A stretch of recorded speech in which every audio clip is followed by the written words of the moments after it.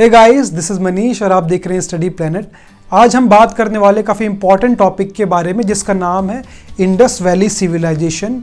इसके 2 पार्ट की video already मैं बना चुका हूं, जिसका लिंक आपको डिस्क्रिप्शन में मिल जाएगा।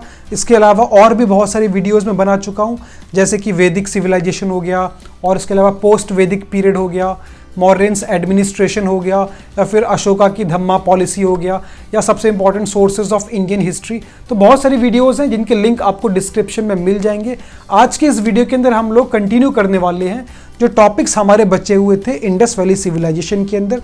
तो आइए शुरू करते हैं। सबसे पहले बात करते हैं हड़प्पन सील के बारे में। तो हड़प्पन सील काफ़ी इंपॉर्टेंट आर्टिफैक्ट है जो हमें काफ़ी इंफॉर्मेशन प्रोवाइड करती है सभ्यता के बारे में। और ये जो सीटेटाइट पत्थर की बनी हुई है और इसके ऊपर एक एनिमल मोटिव छपा हुआ है, प्लस कुछ सिंबल्स और स्क्रिप्ट भी लिखी हुई है जो अब तक डिकोड नहीं की गई है। मतलब अब तक वो लिखा क्या है उसके बारे में इतिहासकार पता नहीं लगा पाए हैं। अब समझते हैं कि इंपॉर्टेंस क्या होती थी, इन सील्स और सीलिंग्स का इस्तेमाल कैसे हुआ करता था। तो बेसिकली इसका इस्तेमाल लॉन्ग डिस्टेंस ट्रेड के लिए किया जाता था। मान लीजिए कि कोई भी एक रूलर या कोई भी एक इंसान जो है किसी चीज़ को दूसरे को भेज रहा है, तो वहाँ पर अपने सामान के ऊपर वो सील लगाता था। वो सील लगाने के 2 फायदे होते थे।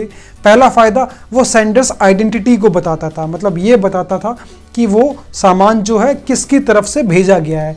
और दूसरा, वो इसलिए भी ज़रूरी था कि अगर सामान दूसरे तक पहुँचा है और उस सील से छेड़छाड़ की गई है तो उसका मतलब सामान से भी छेड़छाड़ की गई है।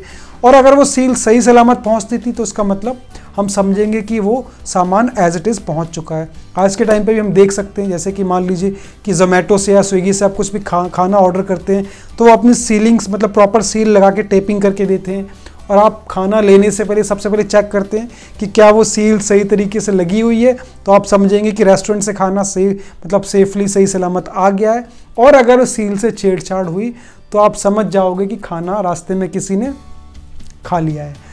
अब हम लोग बात करते हैं हड़प्पन स्क्रिप्ट के बारे में। तो स्क्रिप्ट भी हमें मिली है इंडस वैली सिविलाइजेशन की, और स्क्रिप्ट जो है मेनली पिक्टोरियल फॉर्म में होती थी, मतलब कुछ पिक्चर्स, कुछ सिंबल्स और कुछ साइंस बने होते थे स्क्रिप्ट में।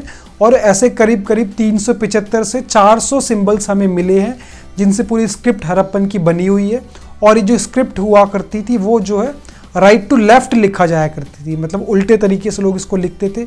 और इम्पॉर्टेंट बात ये है कि जो स्क्रिप्ट है वो अब तक अनकोडेड है, मतलब लोगों ने या फिर इतिहासकारों ने इस स्क्रिप्ट के बारे में पता नहीं लगा पाया है। अगर इनके बारे में चीज़ें खुल जाती हैं, मतलब चीज़ें डिकोड हो पाती हैं, तो हमें इन इंडस वैली सिविलाइजेशन के लोगों के बारे में बहुत सारी शानदार बातें और भी पता लग सकती हैं। अब हम बात करते हैं वेट एंड मेजर्स की। तो वेट एंड मेजर्स से बहुत ही शानदार मिले हैं इंडस वैली सिविलाइजेशन के अंदर। जो वेट एंड मेजरमेंट्स हैं वो क्यूबिकल शेप में वेट हुआ करते थे और एक पत्थर के बने होते थे, इसका नाम चर्ट था।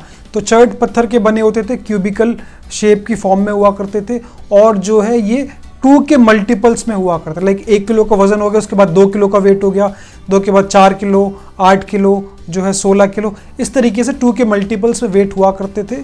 और अकॉर्डिंग टू डॉक्टर मैके, एक इतिहासकार है, वो बताते हैं कि उस वक्त पूरे एंशिएंट वर्ल्ड के अंदर, न सिर्फ इंडिया के अंदर, पूरे वर्ल्ड के अंदर इंडस वैली सिविलाइजेशन का जो वेट एंड मेजरमेंट था वो सबसे ज़्यादा एक्यूरेट हुआ करता था। तो देखा था कि वेट एंड मेजरमेंट भी इंडस वैली सिविलाइजेशन के लोगों का काफ़ी ज़्यादा शानदार था। अब हम बात करते हैं authority of the Indus valley civilization कि कौन था जो उस पूरी सभ्यता को रूल करता था। इसको लेकर हिस्टोरिकल एविडेंसेस ज़्यादा नहीं है जो किसी ठोस तरीके से हमें पूरी इन्फॉर्मेशन प्रोवाइड करे, लेकिन आर्कोलॉजिस्ट के अलग अलग थ्योरीज हैं। सबसे पहले थ्योरी आपको बोलती है कि कोई भी रूलर वहाँ नहीं हुआ करता था, लोग अपने अपने हिसाब से रहते थे। दूसरी थ्योरी आपसे बोलती है कि इतनी बड़ी सभ्यता के अलग अलग साइड्स के अलग अलग रूलर्स के द्वारा हैंडल की जाती थी, क्योंकि इतनी बड़ी सभ्यता कोई एक राजा हैंडल करे ये बहुत मुश्किल काम है। तीसरी थ्योरी जो है वो काफ़ी हद तक कन्विंसिंग हमें लगती है, क्योंकि उसके पीछे सबूत काफ़ी है, उसके पीछे रीज़न काफ़ी वैलिड है। कैसे है? तीसरी थ्योरी आपको बोलती है कि एक सिंगल राजा हुआ करता था जो उस पूरी सभ्यता को चलाता था। अब इसका सबूत हमें कैसे पता लगता है? जैसे मेसोपोटामिया की सभ्यता के अंदर एक प्रीस्ट किंग की स्टैचू मिला था वहाँ पर, जो वहाँ का राजा हुआ करता था। ठीक उसी तरीके से यहाँ पर भी मोहनजोदारो के अंदर भी एक प्रीस्ट किंग टाइप की एक बहुत बड़ी मूर्ति मिली है, जो इस बात का सबूत है कि वहाँ के राजा की मूर्ति होगी पूरे सभ्यता की।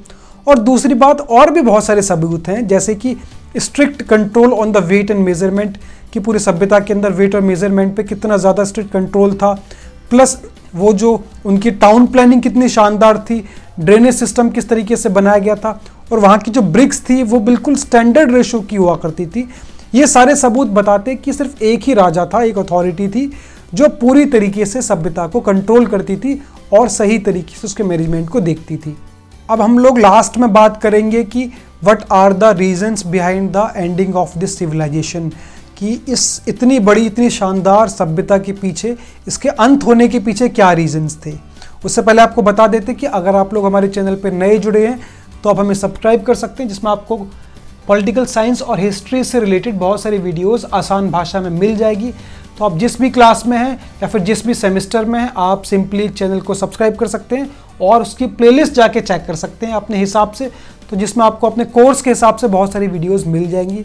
और उसके अलावा अगर आप लोग हमसे पेड नोट्स या पेड क्लासेस चाहते हैं तो उसके लिए आप हमें इंस्टाग्राम पे मैसेज भी कर सकते हैं। अब हम बात करते हैं उन रीजंस की जिसकी वजह से इतनी शानदार सभ्यता का अंत हुआ। तो उसको लेकर भी अलग अलग थ्योरीज है बहुत सारी, जैसे कि पहली थ्योरी आपसे कहती है कि फ्लड मतलब एक बहुत बड़ी बाढ़ आई होगी जिसकी वजह से जो पूरी सभ्यता है वो बह गई होगी और सभ्यता का धीरे धीरे एंड हो गया। दूसरी थ्योरी आपसे कहती है ड्रॉट्स एंड डेजर्ट्स, मतलब सूखा पड़ गया होगा और जिसके बाद पूरी सभ्यता की जो फर्टिलिटी थी वो ख़त्म होना शुरू हो गई होगी, और फर्टिलिटी ख़त्म होने के बाद धीरे धीरे पूरी जो ज़मीन थी वो बंजर हो गई होगी और सभ्यता का अंत हो गया। तीसरी थ्योरी आपसे कहती है अर्थक्वेक मतलब भूकंप आए होंगे काफ़ी सारे, जिसकी वजह से पूरी सभ्यता उलट पुलट मतलब तहस नहस हो गई होगी और सभ्यता का अंत हो गया। चौथा जो थ्योरी है वो भी इम्पॉर्टेंट है, वो कहती है इन्वेजन, मतलब ये वो टाइम पीरियड भी था जब आर्यंस ने जो सेंट्रल एशिया से आए थे उन्होंने इन्वेड कर दिया था इंडियन सब कॉन्टिनेंट के ऊपर, और इस हड़प्पा सभ्यता का एंड का रीज़न भी उनका इन्वेजन, उनका आक्रमण था, जिसके बाद उन्होंने अपनी नई सभ्यता की शुरुआत की जिसको हम वैदिक सिविलाइजेशन के नाम से जानते हैं। और इस वैदिक सिविलाइजेशन के नाम मतलब इसके ऊपर भी एक पूरी डिटेल वीडियो बना रखी है जिसका लिंक आपको डिस्क्रिप्शन में मिल जाएगा। लास्ट थ्योरी आपसे कहती है कि जो इंडस नदी थी और जो उसकी ट्रिब्यूटरीज थी उन्होंने अपना रास्ता बदल दिया, उन्होंने अपने डायरेक्शंस चेंज कर दी होंगी, जिसकी वजह से सभ्यता भी वहाँ से हट गई होगी। तो कुल मिला के हम समझ सकते हैं कि पूरी सभ्यता का जो एंड हुआ उसके पीछे जो मोटे मोटे रीजंस थे वो थे नेचुरल डिज़ास्टर्स या नेचुरल क्लैमिटीज़, मतलब प्रकृति की वजह से ही ये पूरी सभ्यता बर्बाद हुई होगी। तो ये पूरा टॉपिक था इंडस वैली सिविलाइजेशन का। इसके ऊपर 3 पार्ट की वीडियो में मैंने आपको बहुत डिटेल में और बहुत आसान भाषा में समझाने की कोशिश की। आई होप इसके बाद आपके कोई डाउट नहीं होंगे। तो अगर आपको वीडियो इन्फॉर्मेटिव लगी हो तो आप इसको ज़्यादा से ज़्यादा शेयर कर सकते हैं और ऐसे ही आसान भाषा में वीडियोज़ को देखने के लिए चैनल को सब्सक्राइब कर सकते हैं। Thank you so much for watching.